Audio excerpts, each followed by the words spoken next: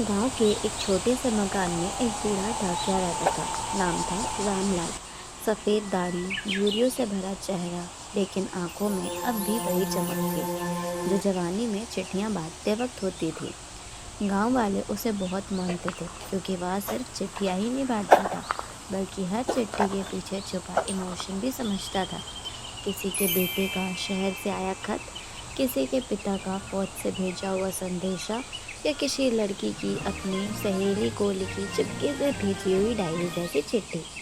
रामलाल सब लिफाफे ऐसे बांटता जैसे उसमें सिर्फ शब्द नहीं, किसी का पूरा संसार बसा हो।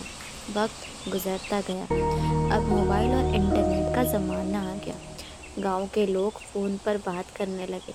चिट्ठियां धीरे धीरे आनी बंद हो गई। रामलाल रोज सुबह डाकघर जाता, लेकिन उसकी झोली लगभग खाली ही रहती। वो लौटते समय रास्ते में पेड़ के नीचे बैठकर पुरानी यादों में खो जाता। कभी बड़बड़ाता, वो दिन कहाँ गए जब लोग चिट्ठी लिखकर अपने दिल का बात कहते थे। अब सबके पास वक्त है, मगर मोहब्बत से लिखने का सब्र नहीं। एक दिन डाकघर में उसे एक पुरानी पीली पड़ी हुई चिट्ठी मिली।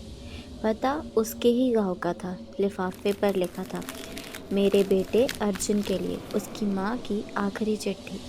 रामलाल के हाथ कांप गए। उसने तारीख देखी। चिट्ठी 20 साल पुरानी थी। शायद किसी वजह से ये चिट्ठी डाकघर में दब गई थी और अब पुराने रिकॉर्ड साफ करते समय निकल आई थी। रामलाल ने तुरंत उस पते की ओर कदम बढ़ाए। गांव के आखिरी छोर पर एक टूटी सी झोपड़ी थी। वहाँ अर्जुन रहता था। अब वह 30 साल का आदमी बन चुका था। रामलाल ने दरवाज़ा खटखटाया। अर्जुन बाहर आया, पुराने कपड़ों में। आंखों में थकान और चेहरे पर संघर्ष की लकीरें थी।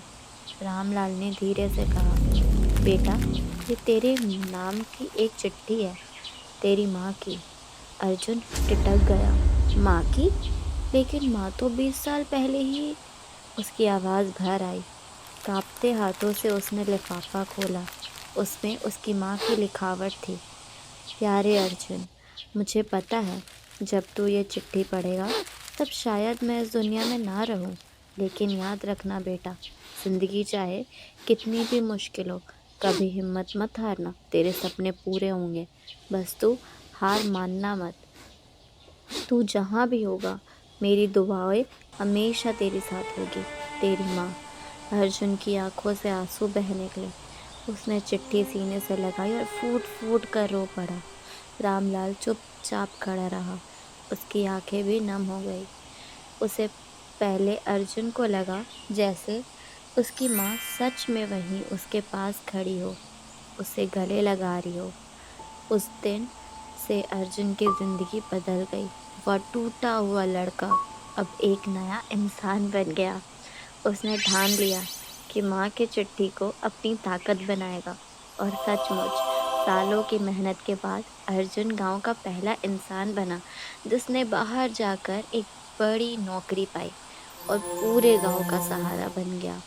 रामलाल अक्सर कहा करता था, मोबाइल के शब्द भूल जाते हैं, लेकिन चिट्ठियाँ के शब्द हमेशा दिल को में जिंदा रहते हैं।